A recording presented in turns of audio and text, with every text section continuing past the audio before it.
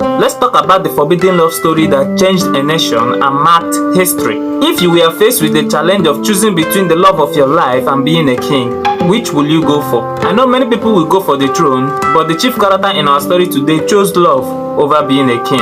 And what happened afterward will blow your mind. So, what went down? It all started with this young man called Seretse. He is a black African man studying law in London. One day at a party, he met a white lady. Her name is Ruth. Seretse was mesmerized by her beauty. He walked up to her, spoke with her, asked her out, and she said yes. And over a short period of time, they deeply fell in love with each other. The love was so strong that Seretse even started feeling that he cannot do without her. So one day he asked, "Will you marry me?" Ruth, who was also very much in love with him, didn't hesitate to say yes. But little did they know that that was when the real problem began. When Seretse told his uncle about his plan to marry a white lady, the backlash was immediate and explosive. Now, this is what you need to understand. This man Seretse is the crown prince of the Bamangwato tribe of what we now know today as Botswana. His grandfather was a king, but when he passed away, his father took over the throne. But just 2 years into the throne, he gave up the ghost and joined his ancestors.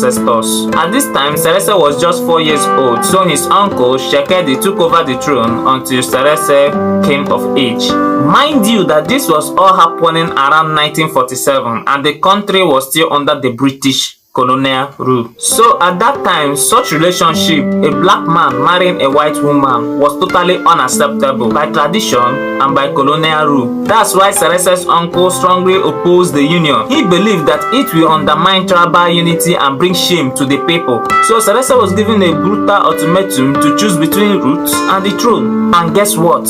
He chose love over his life. Meanwhile, at the same time, the British government, which was still recovering from the Second World War, was caught up in the politics of apartheid South Africa, which was Botswana's powerful southern neighbors. Now, for those who don't know what apartheid government was, it was a system in South Africa where the government made strict rules to keep the white people and black people apart. Black people were not allowed to mix with the whites. They couldn't go to the same school, live in the same neighborhood, or use the same public space. It was racism at the highest level, and it was backed by law. So when South African government heard about this marriage, they were so furious, and so they pressured Britain to act. They didn't want a black king married to a white lady just across their border. So the British government, relying on South African resources and also wanting to maintain political ties, joined in opposing the marriage of their daughter to a black man. But here is the main thing, these two lovers didn't care. They didn't even mind the challenges. The following year, despite political threats and family rejection, they still went ahead and got married in London. When they returned to Africa, his people had no other choice but to accept him. After all, he was their rightful heir.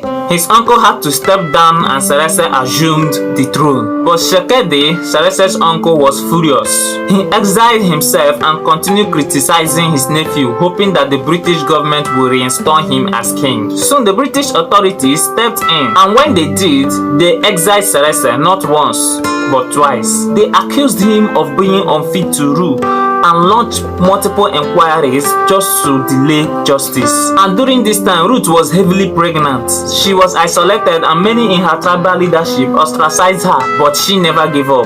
Despite being a foreigner, this woman slowly earned the respect of people. Her humanity, strength and loyalty to her husband touched many. So eventually, people began to speak up. Back in Britain, public opinion shifted. Journalists, activists, and members of parliament started asking tough questions. The story of Seretse and Ruth became a powerful symbol of racial injustice and colonial hypocrisy. At a point, riots even broke out. After years of protest and pain, Seretse was allowed to return home. But that was only after giving up his claim to the throne. Like, he totally became a normal citizen with no attachment to the throne, no royalty, no nothing. He became just like everyone else.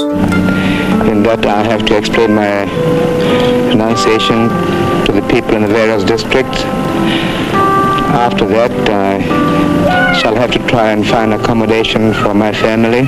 Now, many might think it was the end of his story, but sincerely it wasn't. They say there is blessing in anguish, and in Seretse's case, it turned out to be true. Freedom from royal duties made him develop interest in politics. He became active in politics and started fighting fearlessly and tirelessly for the independence of his people from British rule. And when Botswana finally gained her independence in 1966, Seretse Khama became the country's first president. Under his leadership, Botswana went from being one of the poorest countries in the world to becoming one of the most stable and prosperous in Africa. And by his side always was this lady, Ruth Khama, Botswana's first lady. This was how Seretse Khama gave up royalty for love and ended up changing the destiny of his nation. So, dear precious friend, love is not a crime. Don't let anyone shame you for who you choose to love. It's Anthony Precious here, and I implore you to stay safe, stay happy, and stay healthy.